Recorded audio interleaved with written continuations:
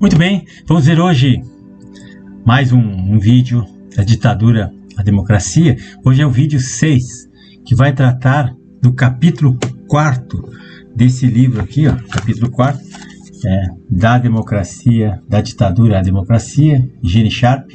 É um livro que está de graça no YouTube, aí, em PDF, na internet. Você pode procurar no Google, você vai achar. Vou deixar na descrição aqui o título do filme e do livro. Então vocês depois vão ver aqui na descrição as recomendações que eu faço. Sejam todos bem-vindos a mais um vídeo desse canal. Vejo aí na capa, né? A primeira coisa que nós temos que ver é que o Brasil está de luto. Morreu o primeiro preso político da ditadura democrática do Lula, do Alexandre de Moraes, do STF, né? A ditadura do Brasil. Então, um homem de 46 anos morreu na Papuda, dentro do presídio. Morreu, infartou, teve morte lá dentro, né? No local. O nome dele Cleiton Pereira Cunha. Cleiton, né? Pereira Cunha. Saiu todos os jornais aí, menos na grande mídia, né? Isso aí é a coisa mais grave que poderia ter acontecido nos últimos 50 anos. E esse rosto aí nunca deverá ser esquecido. Então, meus amigos, vamos continuar vendo o capítulo 4, que trata dos pontos fracos de uma ditadura. Vocês sabem que esse livro é muito importante. Então, vocês estão vendo aí, Aquiles é um mito da mitologia grega, da Grécia Antiga, que ele diz o seguinte, ó, esse homem ele foi identificado pelo calcanhar de Aquiles. Então, esse mito da Grécia Antiga tem a invulnerabilidade de que são tidos esses guerreiros, né? E esse guerreiro Aquiles aí, ninguém conseguia atingir ele, nenhuma espada penetrava na sua pele. Quando ainda era bebê, a mãe dele mergulhava ele nas águas do rio Sting, e é um rio mágico que tinha lá, protegendo assim seu corpo contra todos os perigos. E havia, no entanto, um problema. Uma vez que o bebê fora suspenso pelos calcanhares, para não ser arrastado pelas águas, uma pequena parte de seu corpo não fora banhada pelas águas, que era justamente ali os tendões de Aquiles no calcanhar do guerreiro. Na idade adulta, todos consideravam Aquiles invulnerável, invencível às armas do inimigo. Em todas as batalhas travadas na Grécia de Troia, ele era instruído por alguém conhecedor de sua fraqueza, e ele combatia os soldados inimigos e nunca foi vencido. Só que um soldado inimigo apontou a sua flecha justamente no calcanhar de Aquiles, que era o único local vulnerável que ele podia ser ferido e que ele saía de combate. Então, esse golpe do soldado flechar ali a calcanhar dele foi fatal. Ele caiu, não teve mais condições de caminhar, e aí ele foi vencido. Então, é o ponto vulnerável de qualquer pessoa. Toda pessoa tem um ponto fraco ou vulnerável. Então, essa metáfora serve para esclarecer isso aí. Também como podem conquistar uma pessoa descobrindo qual é o seu ponto fraco. E as ditaduras também têm pontos fracos. E entre os pontos fracos da ditadura, o Gene Sharp destacou 16 pontos fracos de qualquer ditadura aí, que é possível, né, uma ditadura cai por esses pontos. Eu vou ler rapidamente esses 16 pontos fracos das ditaduras, antes de nós entrar no capítulo 5, e aí vocês vão ver. Quem tiver dúvida, vai lá, baixa o livro e lê o capítulo inteiro, que vocês vão entender. Aqui é um resumo, né? É uma síntese de como ele descreve os pontos fracos das ditaduras. Então, o primeiro ponto fraco é a cooperação de uma grande diversidade de pessoas, grupos ou instituições, acaba funcionando, pode ser restringida ou suprimida, ou comprometer o sistema. A cooperação, às vezes, entre um grande número de pessoas, às vezes não dá certo. O 2, as exigências e os efeitos das anteriores políticas do regime anterior, né, que limitam a capacidade para adotar e pôr em prática políticas contrárias, divergentes, políticas que a população não se simpatiza. Aí já é um entrave. 3. O funcionamento do sistema pode tornar-se rotineiro. Então, quando entra na rotina, a tendência do sistema é cair, porque ele vai se estressando, vai se desgastando. E, por isso, menos capaz de se adaptar rapidamente a situações novas. 4. O pessoal e os recursos adstritos às tarefas existentes não podem ser facilmente canalizados para atender às novas necessidades. Então, um governo, toda hora surge uma necessidade nova, e se o governo não está preparado, já viram como é que acontece, né? 5. Temendo desagradar os seus superiores, os subordinados podem não transmitir informações exatas ou completas que os ditadores precisam para tomar decisões. Isso é muito comum, é a legítima traição. Às vezes o ditador não está sabendo de certas coisas que os seus subordinados não querem, ou com medo, ou para puxar saco, eles não contam, e aí vai minando o poder. 6. A ideologia pode desgastar-se e os mitos e os símbolos do sistema podem tornar-se instáveis, né? Pode então começar a desmoronar a estabilidade do sistema. 7. Se existir uma ideologia forte, capaz de influenciar a percepção da realidade, uma forte adesão à mesma pode levar a negligenciar a situação e as necessidades reais. É o que acontece muito no Partido Comunista e nos partidos de esquerda, né? Essa percepção da realidade que eles não têm, e eles se apegam a uma ideologia. Eles são com cavalos com abrolhos, né? São cegos, são fanáticos. 8. A deterioração da eficiência e da competência da burocracia. Quer dizer, a burocracia vai se detonando, vai se tornando aquela coisa corrupta, aquela máquina emperrada que não anda, nada se resolve. Ou o controle de regulamentação excessivos, que pode tornar ineficazes as políticas e o funcionamento do sistema. Isso é comum, né? O 9.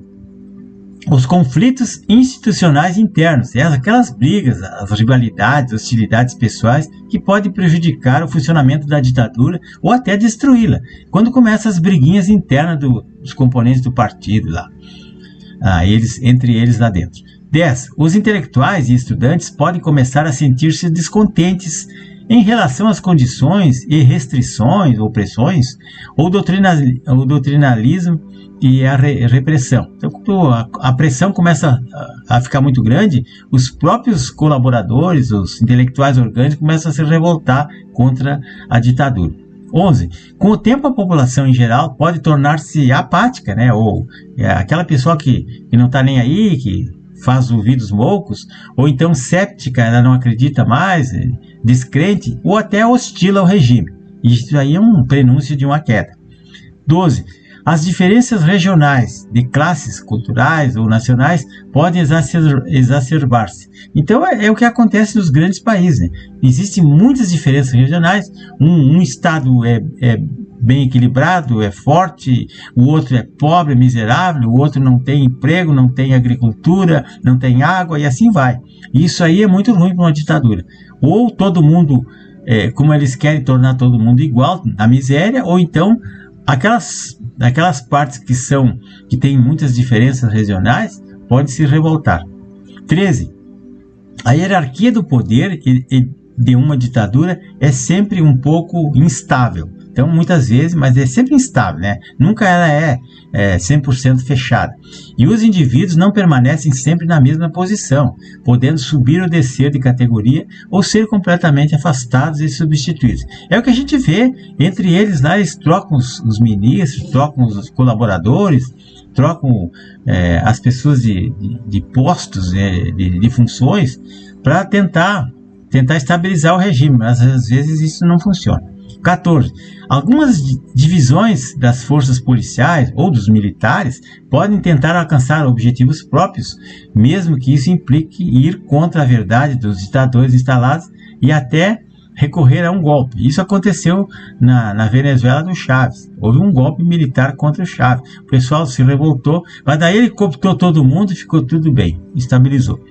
15. Uma ditadura recente precisa de tempo para ganhar estabilidade. Quer dizer, uma nova ditadura, ela precisa de um tempo para ela se estabilizar, para ela se firmar. Ela vai cooptando, ela vai ameaçando, vai prendendo, vai mudando as leis para ela se adaptar. Que é o caso das ditaduras do PT, né?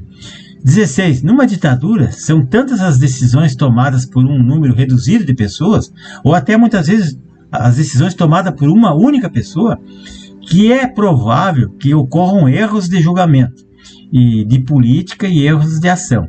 É aí que entra esse problema. Então, pessoal, recomendo a todos que tenham o livro em mãos, leiam esse capítulo 4 aí, os pontos fracos da ditadura, que está bem especificado. É um capítulo pequeno, são 4 páginas, dá para ler e entender. E aí, a partir do capítulo 5 já começa a engrossar o caldo, é mais informação. Então, meus amigos, para terminar, como eu mostrei na capa ali, ó, morreu o primeiro preso político da ditadura democrática do Brasil. Quer dizer, a segunda ou terceira ditadura do Brasil. Clériston Pereira Cunha, o nome do rapaz, né? Ele tinha 46 anos e ele morreu dia 20, ontem, né? 20 de novembro de 2023, dentro da penitenciária Papuda, no Distrito Federal, porque ele teve um infarto fulminante. Ele já estava preso há quase 10 meses lá, e aguardando julgamento e prisão preventiva. Não tem nenhuma prova contra ele, não tinha, né? Porque, na verdade, ele não fez nada, ele se refugiou lá no dia, porque ele estava fugindo da perseguição, das bombas da polícia, e ele entrou dentro do parlamento, se eu não me falha a memória, e lá ele foi preso. E ele é um cidadão, um pai de família, uma pessoa comum, né, sem nenhum vínculo, não era esquerdista, não era maconheiro, não era petista, não era ladrão, não era nada, não era terrorista, como eles dizem, uma pessoa simples, comum, como centenas de milhares de pessoas que estavam lá protestando contra essa ditadura e essas fraudes que ocorreram aí, que só não vê quem não quer. Então, pessoal, isso aí tem que bastar. Essa foto deve ser eterna. Todos os vídeos que eu fizer vai aparecer a foto dele e alguma mensagem, alguma crítica sobre esse sistema aí. Porque isso aí foi uma barbaridade. Isso aí não podia ter acontecido jamais e os responsáveis têm que ser punidos, porque senão acabou o Brasil. Acabou o Brasil. Meus amigos, peço a todos, por favor, se inscrevam nesse canal aí, curtam, comente, compartilhem. Se vocês tiverem uma dúvida, mande um e-mail. O livro está aqui na descrição para quem quiser baixar. É muito importante vocês saberem com que tipo de inimigos vocês estão lidando. E vou deixar um filme aqui também, um filme da Segunda Guerra Mundial, né? O Massacre do Katyn, de 2007, um filme polonês maravilhoso, muito bom. E prestem atenção naquelas mensagens subliminares que tem no filme, o que eles falam das ditaduras, que ali eles abrangem 2 ditaduras, a ditadura comunista da União Soviética antiga e a ditadura do Hitler. As 2 ditaduras se uniram para massacrar o povo da Polônia. Vejam que coisa terrível aquilo ali. Esse é um filme que ele está de graça no YouTube e o link está ali, é só ver. Mas eu espero que todo mundo se inscreva nesse canal. Amanhã nós vamos ter um vídeo que vai falar mais um pouco sobre a ditadura e nós vamos entrando até chegar naquelas 98 estratégias de como enfrentar uma ditadura. Não é só boicotes, nem buzinaço, nem panelaço, nem panfletaço. Tem muita coisa ali que qualquer pessoa pode fazer em casa, sentado no sofá e resistir a essa barbaridade que estão transformando o nosso país. Espero que o povo já está despertando, já estão boicotando esses lacradores aí, esses comunistinhas de iPhone aí, as empresas que financiam a ditadura, a tortura, que financiam a subversão, que financiam toda essa, digamos assim, toda a corrupção tem uma empresa grande envolvida. Porque eles vão comprando o parlamento, vão comprando um, comprando o outro, e aí eles vão tendo benesses, tendo leis que lhe favoreçam e tudo mais. Até amanhã, pessoal.